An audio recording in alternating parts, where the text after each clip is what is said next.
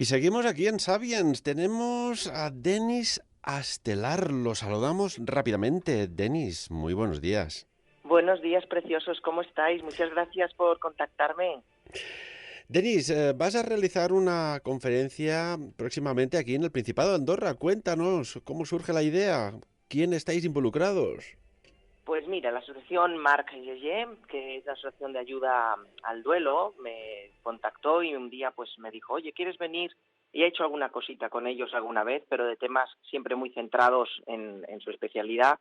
Pero me propusieron hacer un poquito algo diferente y centrado en muchos años que llevo estudiando un tema muy concreto, muy particular, pues salió la idea de hacer una conferencia para hablar del ego. El ego, que puede ser nuestro gran aliado o nuestro mejor enemigo. Decía Alejandro Jodorowsky que el ego es como tu perro, como una mascota. Concretamente el perro hablaba. Dice, el perro tiene que seguir al amo y no el amo al perro. Hay que hacer que el perro te siga. No hay que matarlo, sino domarlo. Sí, yo creo que de toda la expresión estaría de acuerdo con la última parte. Realmente no se podría comparar porque el ego es ego, pero creo, y no he conocido todavía a muchas personas o creencias que estén de acuerdo conmigo, de ahí que por eso destaco quizás un poquito en lo que hago en eso, ¿no? Deberíamos hacer una reinterpretación y definir nuevamente el concepto de lo que la gente conoce como el ego. Porque siempre hemos escuchado con frases como estas, Farran, hay que eliminar al ego, hay que destruir al ego. Ahora parece que es como un insulto de la nueva era. ¿Cuánto ego tienes? Cuando en realidad tendríamos que decir, si la naturaleza es sabia, y decimos que, todos decimos a nivel coloquial, que el cuerpo es sabio, ¿no será que la espiritualidad también es sabia? Por lo tanto, ¿no será que el ego no es ni tan malo, ni tan incoherente, ni tan incorrecto como esta lacra que tiene a lo largo de todos los años? Porque realmente hay un poquito algo más allá, y de eso es de lo que vamos a hablar. Sería un poco como los impuestos, ¿no? Los impuestos parecen algo muy malo, pero en definitiva ayudan a que funcione un país. ¿El ego en este aspecto podría tener cierta similitud? Bueno, ahí sí que me ha gustado la comparación. Sí, yo creo que hay ciertas contradicciones e incoherencias entre la verdadera función que tiene el ego y el significado que ha calado en las personas a lo largo de la historia. Si se requiere un estudio profundo, yo creo que deberíamos darle esto que en mis libros, en mis vídeos y en las conferencias que daremos el próximo día, tenemos que darle un nuevo punto de vista. ¿Por qué? Porque nos puede beneficiar mucho más saber qué funciones tiene el ego qué lacra tiene. El ego es como todo, incluso como los impuestos. Tiene una cara y una cruz. Creo que todo el mundo conoce por verbos coloquiales, por la herencia social, las cosas malas que tiene el ego. Pero si preguntáramos en la calle, ¿qué es para usted el ego? ¿Y qué propiedades buenas cree que tiene? Yo creo que los segundos no lo sabrían contestar. Sin lugar a dudas. Y Denis Astelar, profesor de espiritualidad. ¿Hasta qué punto en la historia crees que hay alguna referencia de la existencia del ego? Y sobre todo me gustaría que lo definieras de forma pues entendible, ¿no? Para todo el mundo. ¿Qué es el ego? Pues sí, mira, a lo largo de la historia está plasmado en todas las civilizaciones, culturas y gobiernos, inclusive precisamente por lo que yo te voy a contar. Creo que el concepto del ego, que simplemente es una palabra que proviene del latín y significa yo, y ese yo ha sido como la palabra relacionado como la palabra cáncer o tumor. Parece que cuando alguien va a desarrollar su yo, le vienen automáticamente palabras que en el pasado se utilizaban como cosas buenas y ahora se utilizan como cosas malas, como por ejemplo la palabra orgullo, ¿no? Cuando una persona quiere dañarte, te dice, ay, de verdad, qué orgulloso eres. Pero cuando alguien quiere decirte algo muy bonito, te dice, qué orgulloso estoy de ti. Bueno, parece ser que las palabras las usamos más con intención que con significado. A lo largo de la historia de la humanidad, el ego siempre ha sido algo así como el bueno, el feo y el malo juntos. Hay que eliminarlo a nivel espiritual, decir que tienes un buen coche está mal visto, decir que eres un tío muy sensible o que eres una chica muy inteligente está mal visto, de tal manera que hemos confundido el ego con la vanidad, como si la vanidad fuera mala. La vanidad, ¿a qué me refiero? A la capacidad de hablar de uno mismo. Entonces, ¿qué ha hecho la humanidad? Hablar de otros. Eso que tanto disgusta y que tanto desagrada, esa es una carencia de ego. ¿Por qué yo no puedo hablar de mis experiencias, de mis viajes, de mis opiniones, aunque sean equivocadas, al menos bajo tu punto de vista? ¿Por qué tengo que hablar de terceras personas, de lo que opinan otros, o de juicios y críticas hacia otros, porque no puedo hablar de mí mismo? Es decir, tenemos que quitar esa lacra de que cuando, no sé, en las redes sociales he hecho un experimento, Ferran, que te quería comentar. Cuéntanos. Es simplemente una frase para que veas cómo reaccionan las personas. En mi Facebook he puesto: yo siempre brillo allí donde estoy e incluso cuando no estoy brillo por mi ausencia. Qué bueno. Y bueno, la gente debe pensar, primera reacción de quien nos está escuchando ahora, porque es la primera reacción lacrada del ego, ¿eh? Qué prepotente, qué soberbio, qué sobrado es este chico, madre mía. ¿No estaréis confundiendo mi seguridad con tu inseguridad? ¿Es malo que yo me considere una persona que ilumino mi presencia y que ayudo a la gente y que cuando no estoy la gente me echa de menos? Porque esa es la frase lo que he querido decir. Soy un tío cojonudo que intento ayudar a la gente y oye, cuando no estoy se me echa de menos.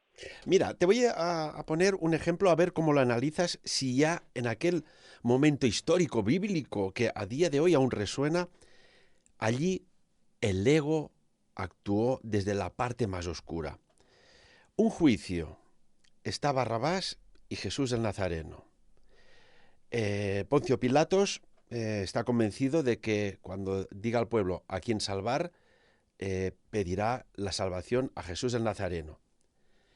Y allí, entre el tumulto, una, dos, tres, cuatro, cinco, seis personas muy bien instruidas generan un egregor y hace egregor, que se parece mucho a ego, un cambio de opinión colectivo y predomina la oscuridad, la injusticia dentro de aquel momento, frente a lo que podríamos decir la luz, la lógica y el sentido común.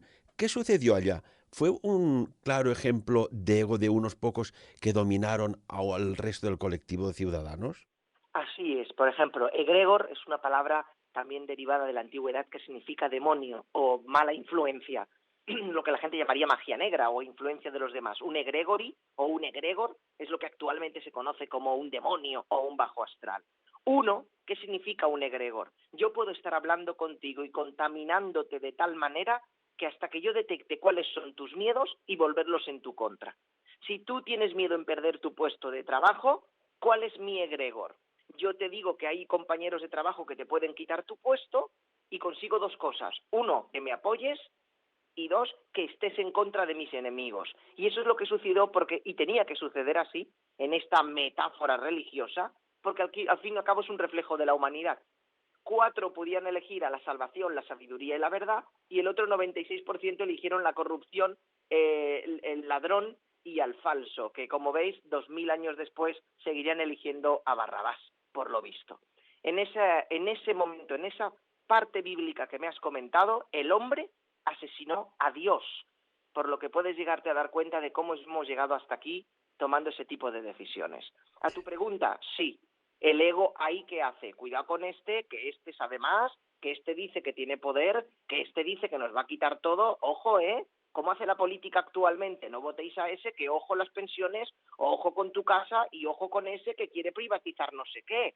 Y aunque sea mentira, dices, oye, es verdad, voy a seguir votando a estos que aunque mira, pues eso es lo mismo que hicieron en esa plaza para juzgar al Nazareno, lo mismo que sucede aquí, la ignorancia, el ego, el cuánto ego tienes, uy, qué ego, bueno, pero defínemelo de verdad, pero si es el yo, el ego es la fuente de las emociones, y no gestionamos bien las emociones, por eso tenemos problemas para gestionar con la familia, tenemos problemas para gestionar las parejas, tenemos problemas para gestionar a los hijos, y sobre todo, tenemos problemas de autoestima, que es la corona, el trono de hierro de su majestad, el ego.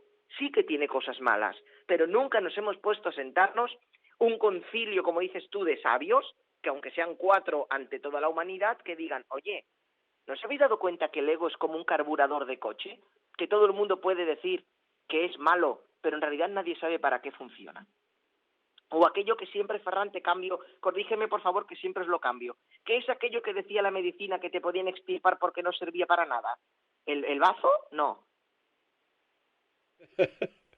¿Qué era? Era una parte, era un órgano que siempre que tenía como piedras te decía, bueno, esto lo vamos, es que siempre me equivoco, La la vesícula, la vesícula, vesícula. gracias, ahora me ha venido, siempre lo confundo, perdonarme. No, bueno, la vesícula tiene piedras, bueno, mira, esto se extirpa y ya está. ¿Cómo que ya está? Debe tener una función corporal, debe tener una importancia orgánica. No, pero mayormente esto se extirpa y fuera, como el ego seguramente. ¿Por qué algo tan abstracto tiene tantas consecuencias físicas? Porque el ego, ¿dónde está? Está en el pensamiento, está en la mente, está en la mano derecha, en el pie izquierdo, pero resuena todo. Sí, mira, según el hinduismo antiguo, exactamente, el ego se encuentra en la boca del estómago. Hazte una idea un poquito de la cantidad de enfermedades relacionadas con las úlceras, los reflujos, la acidez y problemas mucho más serios relacionados con el páncreas que están conectados íntimamente a la metafísica energética conocida como los chakras, que están relacionados a distintos órganos endocrinos del cuerpo. El ego se encuentra prácticamente en la zona media del cuerpo, en la boca del estómago, donde está todo nuestro sistema digestivo y que por lo visto ni digerimos bien las críticas, ni digerimos bien que nos den la contraria, ni digerimos bien que alguien no nos apoye. Y el hecho de que nos quiten la razón o nos afecten nuestra autoestima perjudica no solo a nivel digestivo, sino que se encuentra justo en esa parte del estómago que tanto nos cuesta mantener, no solo por la alimentación, sino tanto nos cuesta mantener un equilibrio.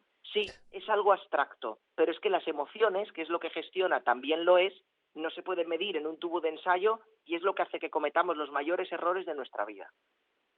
El ego, Denis, ¿hasta qué punto nos enraiza en esta tercera dimensión y no nos permite elevarnos a otras dimensiones más ascendidas? No sé si me explico. Sí, perfectamente, me encantas.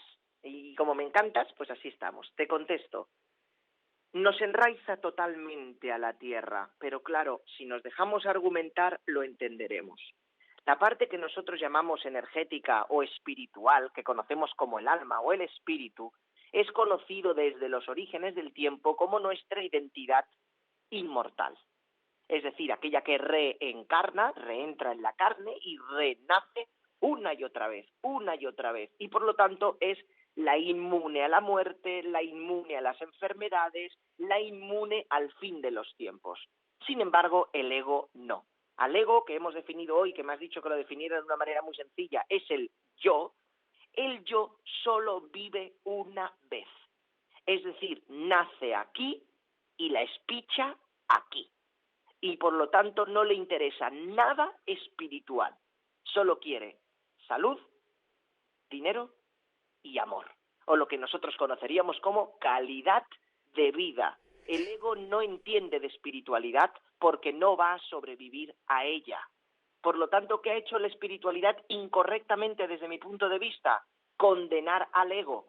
Sin embargo, nuestra iluminación es el conjunto de todas nuestras reencarnaciones y por lo tanto el conjunto de todos nuestros egos juntos.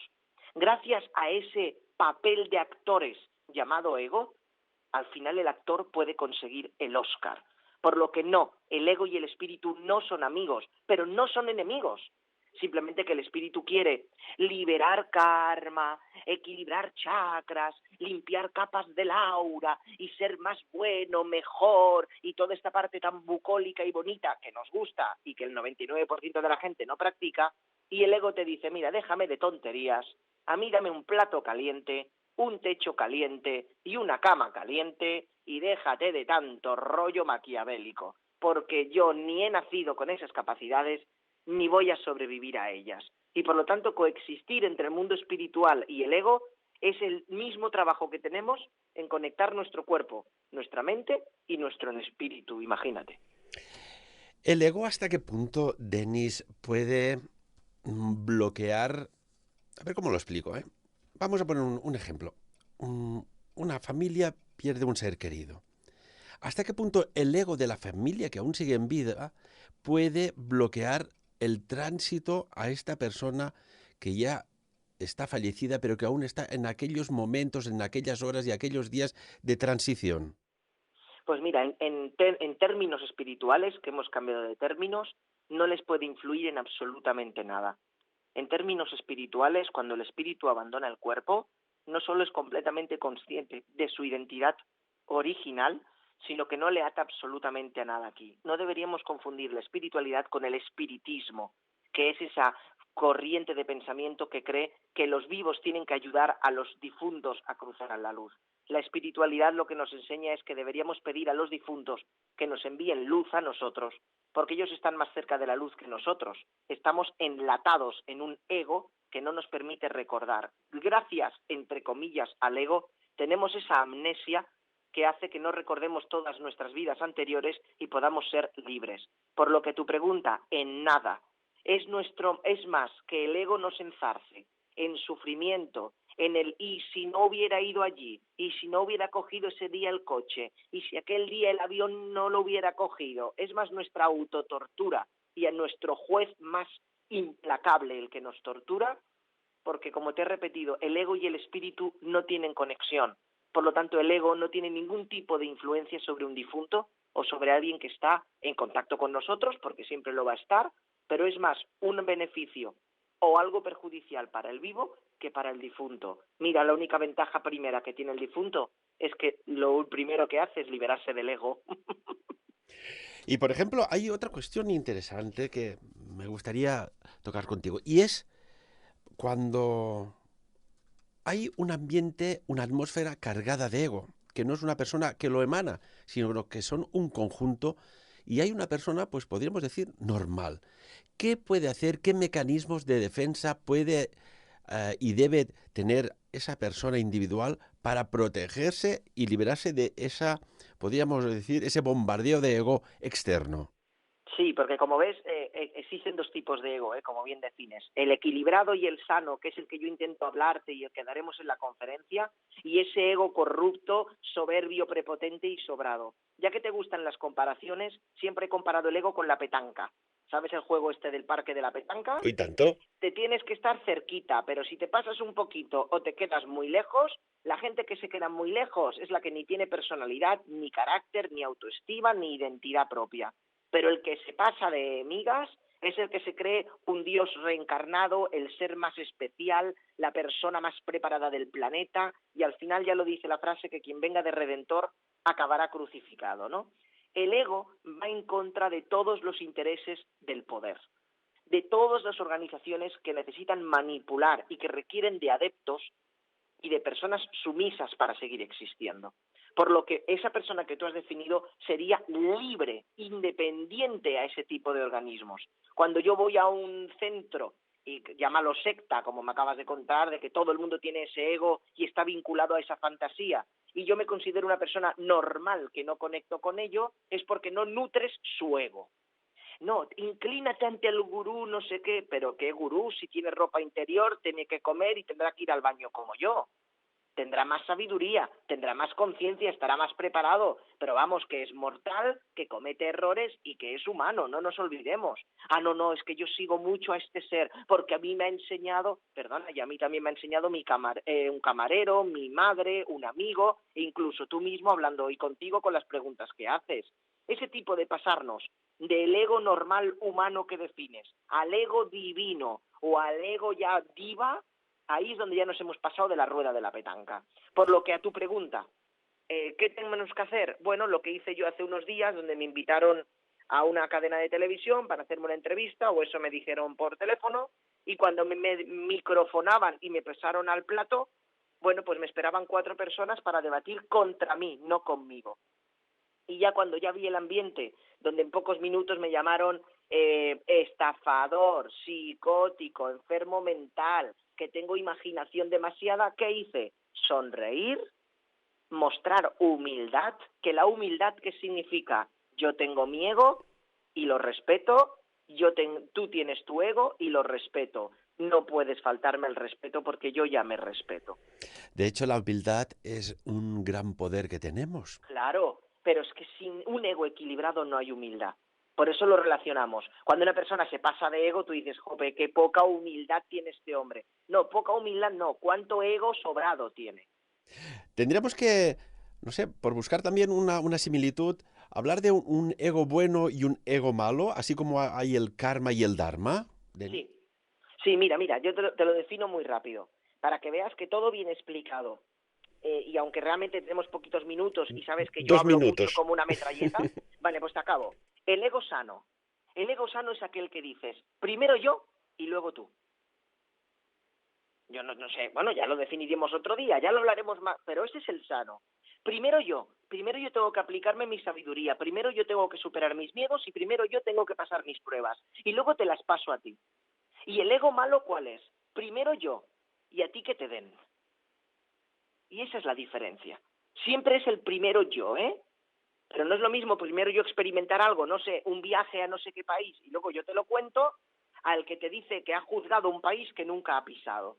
Y la gente dice primero yo, después yo y tercero yo. No, hombre, ahí ya te has pasado de petanca. El ego sano es aquel que primero cunde con el ejemplo primero y luego da ejemplo a los demás. Ese es el sano. Y de eso hablaremos, Farran.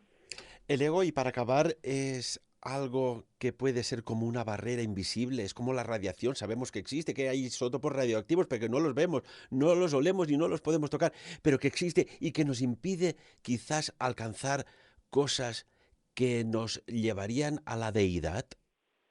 Sí, yo creo que sí. Mira, cuando equilibres el ego, eliminarás el miedo al rechazo. Serás capaz de gestionar las críticas, capaz de gestionar los juicios que te hacen los demás. Crearás una identidad única, fundamentada en la aceptación de ti mismo, en la capacidad de tomar decisiones, y sacarás conclusiones y aprendizajes tanto si aciertas en la vida como si te equivocas. Imagínate todo lo que puede llegar a hacer el ego. Es el puente para acceder al siguiente escalón de tu crecimiento personal, porque te llevará a acceder y abrir el corazón. Eso que todo el mundo presume de tener abierto y sin pasar por un ego equilibrado, Farran, es imposible. Denis Astelar, que realizará, bueno, nada, lo tenemos aquí, el día 17 de enero a las 7:30 de la tarde en el Hotel Centric de Andorra la Vella, una conferencia pues sobre esto que nos ha avanzado y que es una maravilla para autoconocernos. El ego, el título de la conferencia, el ego, el gran desconocido, sin lugar a dudas que lo es. ¿Cuántas asignaturas faltarían? Yo siempre es que vuelvo a lo mismo. Me di cuenta que estuve muchos años, muchas horas sentados en un pupitre y me di cuenta que empecé a aprender cuando dejé de estudiar. Vaya paradoja. Así es, así es. Tenemos que empezar a estudiar cuando abandonamos la escuela, igual que empezamos a conocer a Dios cuando nos alejamos de la iglesia. Eso ya se sabe. Denis, muchísimas gracias por estar con nosotros aquí en Sapiens y que más adelante, sin lugar a dudas, porque han quedado muchas cosas de que hablar y aprovechando tu gran sabiduría aquí en Sapiens. Muchísimas gracias, te debo un abrazo, lindo. Gracias. Sapiens, el programa de la neodivulgació informativa.